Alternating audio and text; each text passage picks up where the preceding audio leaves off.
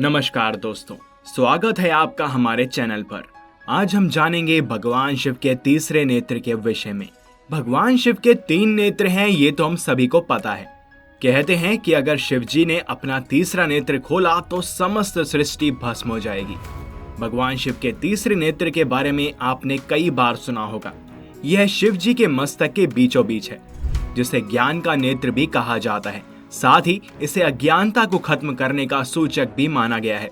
मान्यता यह भी है कि भगवान शिव प्रलय के समय अपने इस नेत्र को खोलकर सृष्टि का संहार करते हैं। परंतु क्या आप जानते हैं कि भगवान शिव को यह नेत्र कैसे प्राप्त हुआ? साथ ही महादेव के इस नेत्र के बारे में पुराणों में क्या वर्णित है? यदि नहीं तो चलिए आपको बताते हैं महाभारत और अन्य कथाओं के अनुसार।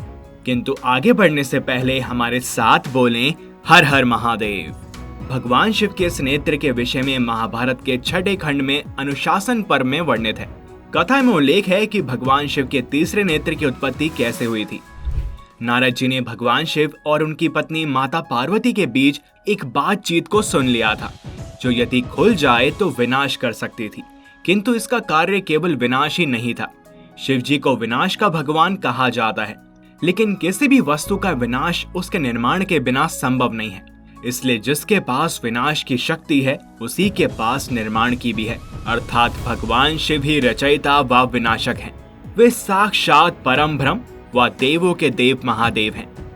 माता पार्वती ने ढक ली थी महादेव की दोनों आंखें। नारद जी बताते हैं कि एक बार भगवान शिव हिमालय पर्वत पर एक सभा कर रहे थे, जिसमें सभी देवता, ऋषि और ज्ञानी उपस्थित थे। तब माता पार्वती उस सभा में आईं और अपने मनोरंजन के लिए अपने दोनों हाथों से भगवान शिव के दोनों नेत्रों को ढक दिया। माता पार्वती ने जैसे ही भगवान शिव की आंखों को ढका, संसार में अंधकार छा गया। ऐसा लगने लगा जैसे सूर्य देव का कोई अस्तित्व ही ना हो। इसके बाद धरती पर उपस्थित सभी जीव जंतुओं में खलबली मच गई। तो इस प्रकार हुई भगवान शिव के तीसरे नेत्र की उत्पत्ति। संसार की ये दशा भगवान शिव से देखी नहीं गई और उन्होंने अपने माथे पर एक ज्योति पुंज प्रकट किया, जो भगवान शिव की तीसरी आंख बनी। बाद में माता पार्वती के पूछने पर भगवान शिव ने उन्हें बताया कि अगर वो ऐसा ना करते तो संसार का नाश हो जाता, क्योंकि उनकी आंखें ही जगत की पालनहार हैं। तो इसलिए उन्होंने अपना तीसरा नेत्र प्रकट किया। सत्तम और रजोगुण का प्रतीक। शिव जी के तीनों नेत्र अलग अलग गुणों के प्रतीक भी हैं, जिसमें दाएं नेत्र सत्व गुण और बाएं नेत्र रजोगुण और तीसरे नेत्र में तमोगुण का वास है। भगवान शिव ही एक ऐसे देव हैं जिनकी तीसरी आंख उनके ललाट पर दिखाई देती है, जिसके कारण इन्हें त्रिनेत्रधारी भी कहा जाता है, जिनमें एक आंख में चंद्रमा और दूसरी में सूर्य का वास है और तीसरी आंख को विवेक माना गया है। शिव जी के मस्तक पर दोनों भौहें के मध्य विराजमान उनका तीसरा नेत्र उनकी एक विशिष्ट पहचान बनाता है। भूत, वर्तमान और भविष्य का वास। पुराणों के अनुसार भगवान शिव के तीनों नेत्रों को त्रिकाल का प्रतीक भी माना गया है, जिसमें भूत, वर्तमान और भविष्य का वास है। स्वर्गलोक, मृत्युलोक और पाताल लोक भी इन्हीं तीनों नेत्रों के प्रतीक हैं। भगवान शिव ही एक ऐसे देव हैं जिन्हें तीनों लोकों का स्वामी कहा गया है। तीसरे नेत्र का संदेश। तो अब जानते हैं तीसरे नेत्र का संदेश।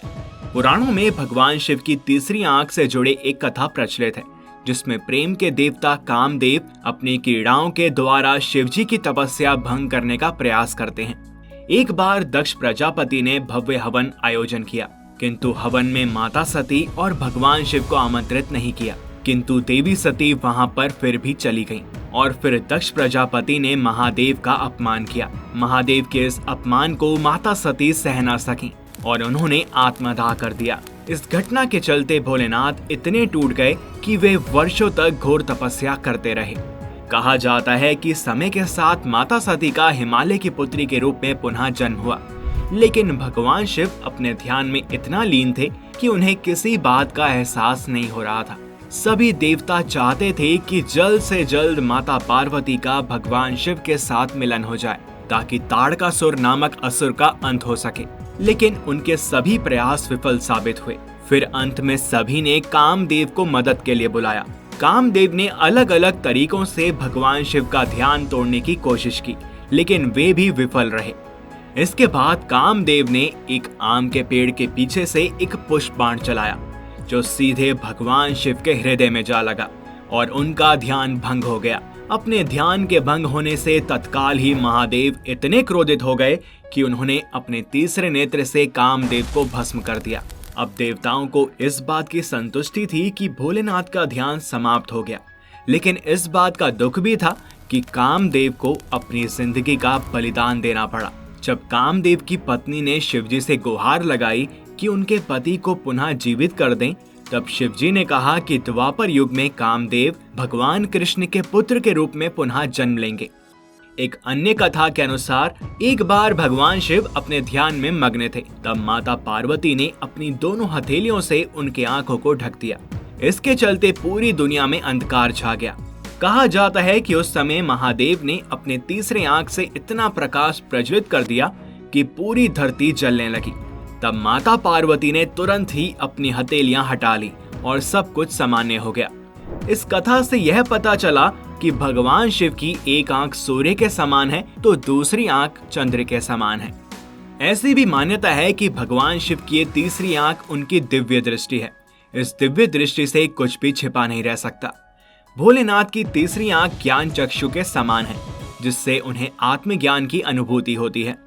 इस तीसरी आंख से वे तीनों लोगों की गतिविधियों पर भी नजर रखते हैं।